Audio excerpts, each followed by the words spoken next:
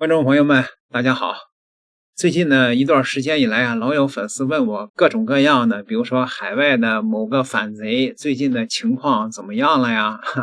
我呢今天给大家呢专门呢分析一集。我想告诉大家的是呢，大家不要担心，就是中国在海外的这帮独轮运的反贼总体的情况已经是到了末路了，他们现在正在苟延残喘。这个事情呢，我在几年前呢，我就大伙儿说呀，我说这个反共的呀，我发现一个普遍的客观规律，它必脑残。这个脑残呢，分为这个几种情况吧。有一种呢，它是智障，它是真傻有一种呢，它是属于真疯，它精神病。还有一种是属于真坏的那种真坏的那种凤毛麟角没几个。你比如说被我说了6年给说到监狱里边去已经2年了的郭文贵这家伙是真坏，是吧？可是呢，郭文贵呢就是海外反贼们的喜马拉雅风了。老郭不老说喜马拉雅吗？确实他骗的钱将近10几亿美金，那肯定是别的那些小的独轮运们是难以望其项背的。可是郭文贵怎么样？这一辈子也就在那不一定在美国待个可能6、7年就引渡回中国去了这反正这下辈子肯定是在监狱里边了，是吧？变成盒才能出来了，是吧？这个就是下边的这些独轮运呢，目前呢也是到了一个穷途末路了吧。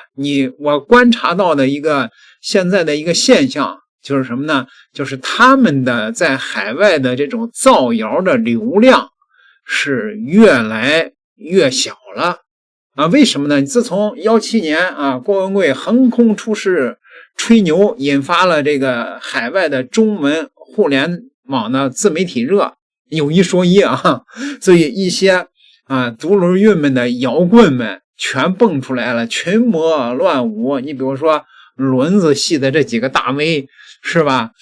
还有什么那个老登什么苏的屁眼之类的呀，纯粹是以造谣为生的这些人，尤其是造中共的谣为生的这些人那些人的流量呢就是跟郭文贵那时候有吹牛一样达到了一个巅峰。可是现在呢，你再看，虽然他们的订阅呢仍然在增长，但是呢他的这个每个单集视频的流量是越来越少了为什么呢会出现这个现象呢？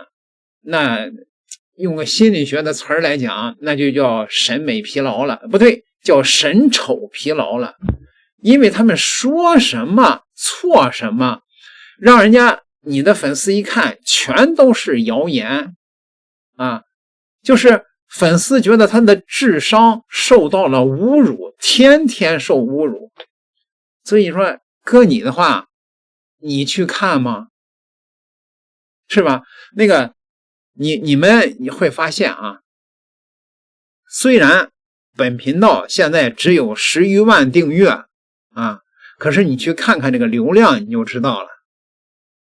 那些反贼们有40、50万订阅的流量，有的赶不上本台的一半你不要看订阅，你光看流量就行了。为什么会产生这个现象呢？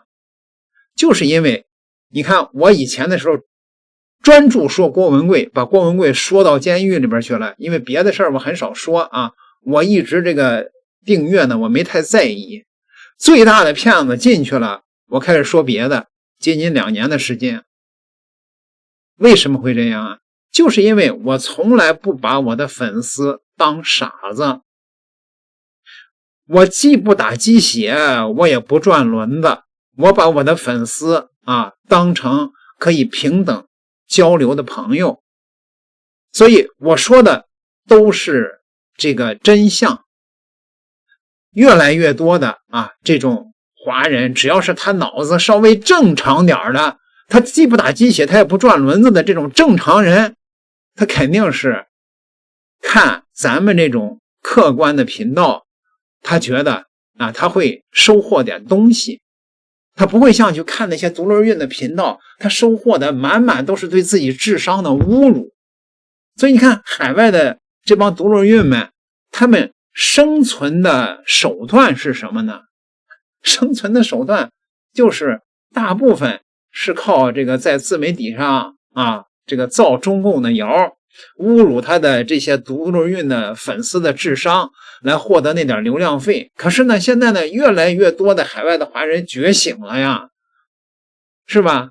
所以说他们的流量会越来越少。你看看现在轮系的媒体，包括那几个大的什么文娘娘啊，什么那个二八戒呀包括那些什么江峰之类的他们的频道的流量会越来越少。而且呢，就是自从轮子系被美国法庭起诉了之后，他们自己搞了另外的一个网站叫什么干净世界之类的跟油管现在正在打官司。轮子系的这些频道在油管的，就是说这个应该是讲盈利的功能吧有的都给取消了。所以他们造谣的平台也越来越少了现在的问题，而且呢，越来越多的人呢认识到了他们的人品，发现了凡是打着民运的旗号，打着反共的旗号的，要不就是疯子要不就是骗子。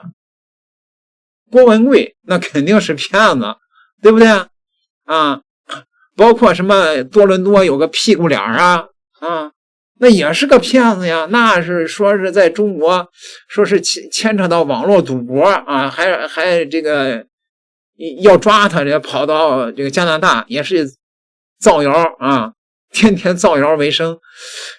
不过呢，这帮人呢造谣呢还会有一段时间呢，这种这个可以说是吃饭的这个最后的几碗饭吧为什么呢？因为海外的就是这个环境跟那个防火墙有很大的关系。由于有了防火墙，中国的相当多的00后的爱国青年，他不愿意翻这个墙，他嫌费劲。如果是没有了防火墙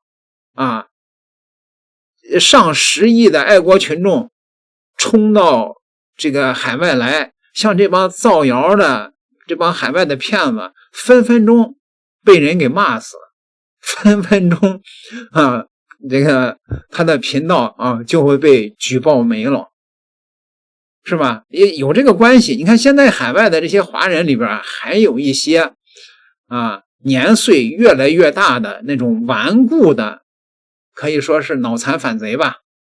这种人呢死一个少一个，越来越少了。所以这帮造谣为生的反贼的流量会越来越低。00后的年轻人哪一个会成为这种无脑的反贼对吧？不，越来越少，肯定会这个土壤会越来越少。所以这个海外的这帮民运呢，现在一个个的都成了笑话了。比如说德国一娘们儿，原来在这个德国之声还被人家给开除了，现在的精神状态都堪忧我找男朋友不会再结交任何一个老逼中，记清楚了，不会。比如说现在追我的人很多，从大学教授到政府官员，还有一个那个我给所长也说过，好歹人家都是有家族大企业的全世界100多个国家都有分公司的，妈的，老娘都会挑一挑，老娘都会仔细的去审视。不是，我的问题就是说，那他是找一个绝经的妈回去吗？那家族大企业家怎么这么想不开也不看看自己啥样精神状态出问题了，各位出问题了。这群人呢现在都很抽象，活得都很抽象。你看这群人加拿大的这个叫大姐头盛雪也发推了，他说多年来我始终视什么刘莎莎为民运同道的朋友啊。过去2个星期他持续不断的私信形式对我进行情绪失控的极端的轰炸，胡言乱语，恶意编造，肆意狂想，极尽贬损，以及对我的先生进行各种的侮辱诋毁及威胁，发了100多条私信啊，转而攻击我的发型、服饰、鞋子、妆容。哎呦我的天哪！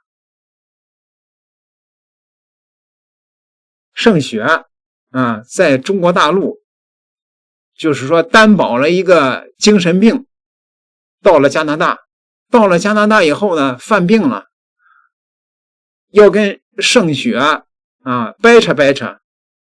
我民运，我英雄，我现在为什么吃不上饭？你盛雪为什么住大房子？